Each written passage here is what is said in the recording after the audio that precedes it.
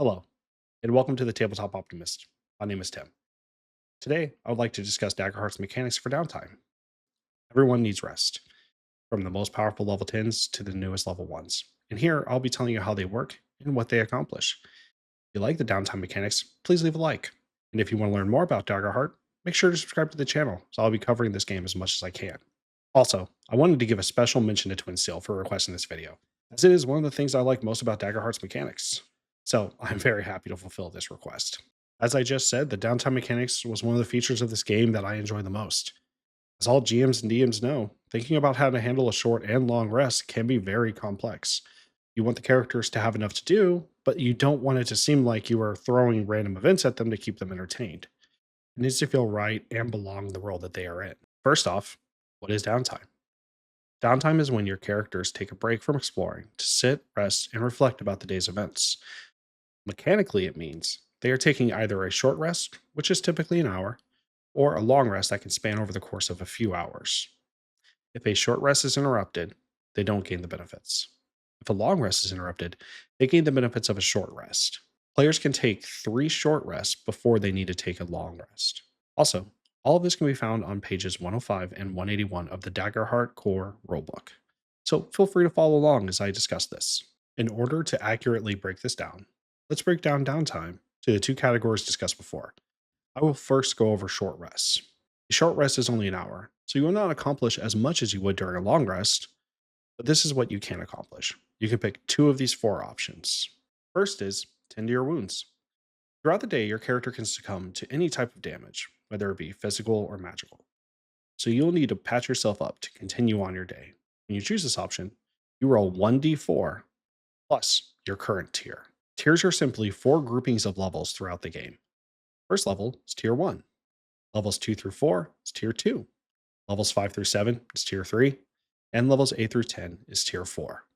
So if you are, let's say, a level 5, you will roll 1d4 and add 3 to the roll result. Second, clearing your stress. Stress is a mechanic that represents your ability to withstand mental strain and how you deal with everyday stressors. When clearing stress, you will also roll a 1d4 plus your tier level. So, like my early example, if you are level 5, you will roll 1d4 and add 3 to the result. Third is repair your armor. Throughout the day, you will be using armor slots to lower the damage you will take from any damage aside from direct damage. This will also be 1d4 plus your tier level. Fourth is preparing for the rest of the day. If you select this option, you'll gain a hope, but it gets better. If you and another player both choose this option, you can prepare together, and instead of gaining 1, you each gain 2. I actually love this because relying and working with a teammate is actually a mechanical benefit. Why I like these options so much is that it gives you the chance to roleplay and give more information about your character. How would your character bandage themselves up? How would they relieve stress? What is their armor like? And how would they reinforce or repair it? How would your character prepare for the day? It is entirely up to you. If you have a character or you have ways you would want your character to do any of these, let me know in the comments down below. Make sure to check out other people's comments for inspiration. After a long day of travel, the sun is finally setting. Let's discuss what happens when you take a long rest at the end of the day. Long rests are very similar to short rests. Pick 2 of these options. You repair all armor, tend to all wounds, clear all stress, or gain a hope from preparing for the next day. But there is more than just that. If you are all good and don't need to do more than one thing, you can also help other players.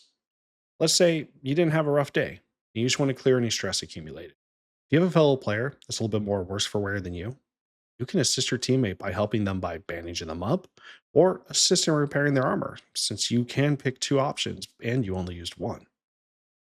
With your aid, they can clear their hit points or get their armor slots back. The game is very collaboratively focused, and they are rewarding you for being a team player. Let's say that you want a new sword, study ancient magics, or solve a mystery that will continue the story. You can work on this during a long rest. This is more GM involved than any other downtime moves, so make sure to consult with them. If it is a complex project, it can take a decent amount of time and dedication. If it's something simple or something that can progress the story, it may not take as long. Also, during short and long rests, players can swap the cards they have in their loadout for ones that are in their vault. You won't have a vault till level 5 since you gain 1 card per level up, so you don't really need to worry about that right now. There are also some abilities that require a short or long rest to use again, such as the Full Surge level 8 card from the Valor domain. It reads, once per long rest, mark 3 stress to push your body to its limit.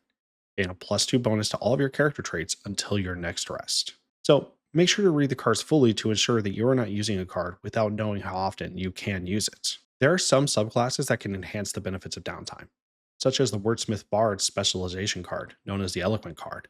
One of the possible features allows you to give another player an extra downtime move during their next rests once per session.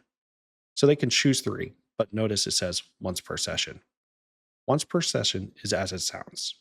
Once per session, but not all session lengths are the same. So if you're playing a longer session, consider once per session as resetting after you take a break. But this is completely up to your GM. Ask for guidance prior to use.